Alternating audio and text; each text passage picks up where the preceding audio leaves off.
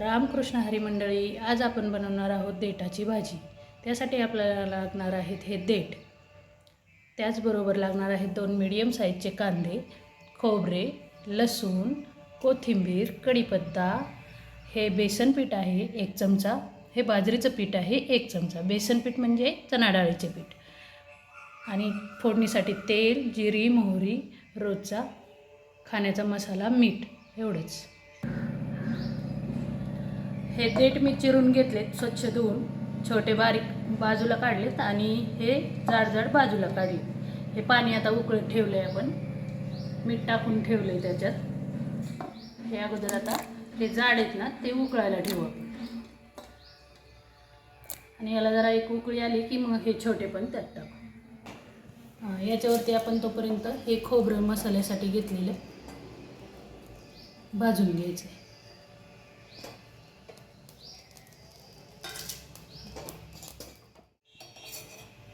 खोबरं काढून घेतलं आहे आपण आणि आता आपण त्याच्यावरती हा कांदा मी असा चिरून घेतला आहे बघा. हा कांदा त्याच्यावरती ठेवणार आहे. 2 मीडियम साईजचे कांदे ते भाजून घेणार आहे मी आता.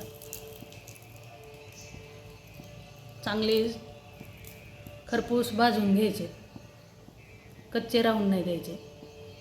तोपर्यंत इकडे उकळी आलेली पहा आपल्या याला. आता याच्यामध्ये आपण ते जे छोटे छोटे देठ बाजूला काढले होते ना ते छोटे छोटे देठ आपण त्याच्यात टाकून घेणार आहोत, म्हणजे सगळे एकसाथ शिजून निघते. पूर्ण शिजवून घ्यायचं आहे याच्यात आपल्याला, कारण ही सुक्की भाजी आहे. नंतर ना मसाल्यात फक्त परतून घ्यायचं आहे. आता पहा हे उकळलेले आणि शिजलेले पण आहे. त्याचा कलर मगाशी लाल दिसत होता, आता लाल नाही आहे दिसत. आता ह्या हिरव्या कलरचे झाले पहा. आता आपण या स्टेजला गॅस बंद करू आणि ह्यातून काढून घेऊ. तोपर्यंत आपल्या इकडे कांदे पण छान भाजले, ते पण काढून घेऊ गॅस बंद करू. आता हे भाजून घेतलेले खोबरे आणि हा कांदा आणि लसूण आपण मिक्सरमधून बारीक करून घेऊ. आता कढई तापत ठेवली आपण. हा मसाला वाटून घेतला आहे, कांदा, खोबरं ते आणि हे सगळ्या वस्तू घेतले. चला आता आपण फोडणी करूया.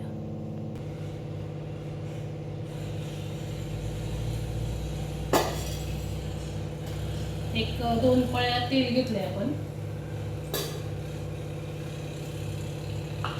तेल तापलं की त्यामध्ये आपण जिरे आणि मोहरी टाकणार. हो,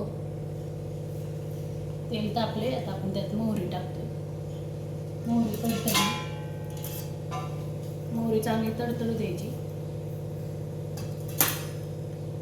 तडतड आवाज आल्यानंतरच त्यामध्ये जिरे टाकायची. जिरी मोहरी कधी एकसाथ नाही टाकायची, मोहरी तडतडल्यानंतरच जिरी टाकायची.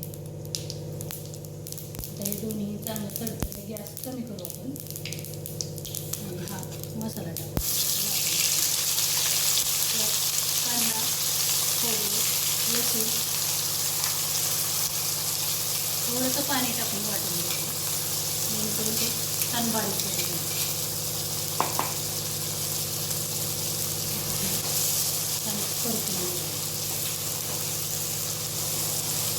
फक्त लसूण परतल्या जावं म्हणून आपण परतून घ्यायचं. कांदा आणि खोबरं तर आपण भाजून घेतले.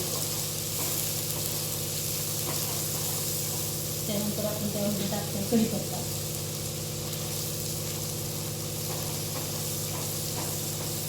गॅस फुल करू, तेल सुटलं की मग त्यामध्ये आपण ते मगाशी घेतलेलं पीठ, बेसन पीठ आणि बाजरीचं पीठ घालून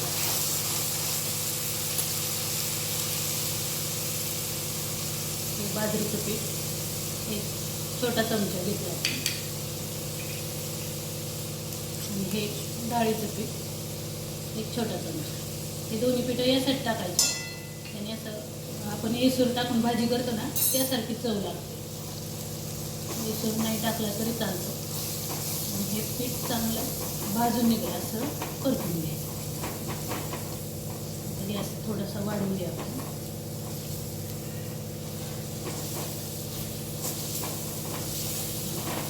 हे पीठ छान भाजले गेले, पाहू शकता तुम्ही खाली चिकटायला लागले. म्हणजे आता आपलं पीठ चांगलं भाजले गेले. गॅस कमी करू त्या स्टेजला आपण त्यामध्ये रोजचा खायचा मसाला टाकतो. एक मोठा चमचा. तिखट खायचं असेल तर जास्त टाका, तिखट नसेल खायचं तर कमी टाका.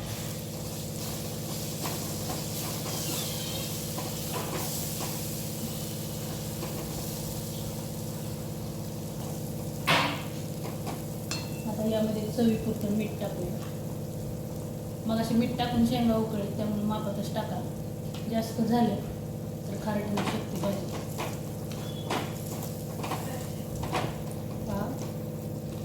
आता या मसाल्याचा इतका छान वास सुटला आहे. आता छान मसाला परतून झाला आहे. आता यामध्ये आपण हे देठ टाकून घेऊ. देठाची सुंदर अशी भाजी झालेली आहे. हे बघा कॉम्बिनेशन किती छान दिसतंय. हिरव्या शेंगा, खार, मसाला ब्राऊन कलरचा दिसतानाच एवढं छान दिसतंय. खाताना तर प्रतिमल आहे.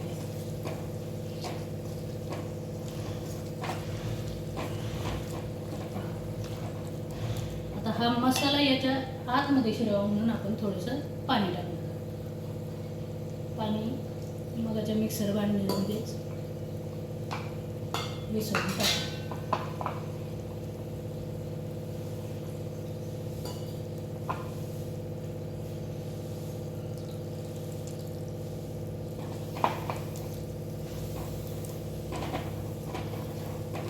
ही भाजी आता छान अशी एखादी ज्वारीची भाकरी, बाजरीची भाकरी करायची आणि त्याच्याबरोबर ती खायची.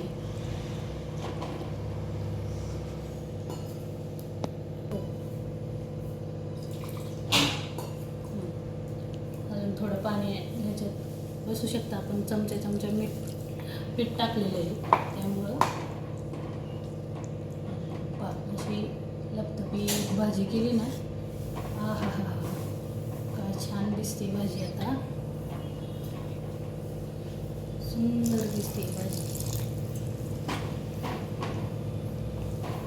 दिसते की नाही ढागल्यासारखी ग्रेव्ही याला.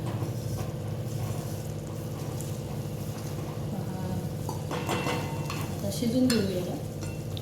हा मसाला म्हणजे शेंग शिजलेलीच आहे, फक्त मसाला त्याच्या आतमध्ये जाईल, सगळ्याला चव लागेल. म्हणजे थोडा वेळ शिजून देऊ आपल्याला, 2 ते 3 मिनिट, जास्त नाही शिजवायची. पहा आता कशी छान त्याला उकळी आली आहे आणि तरी पण आली आहे. सुकी भाजी आहे त्यामुळे एवढी तरी नाही ना त्याला, पण ग्रेव्ही कशी दिसते पहा. आता याच्यात सरते शेवटी फक्त आता टाकायचं आपल्याला कोथिंबीर. पहा आमची आज देठाची भाजी खायला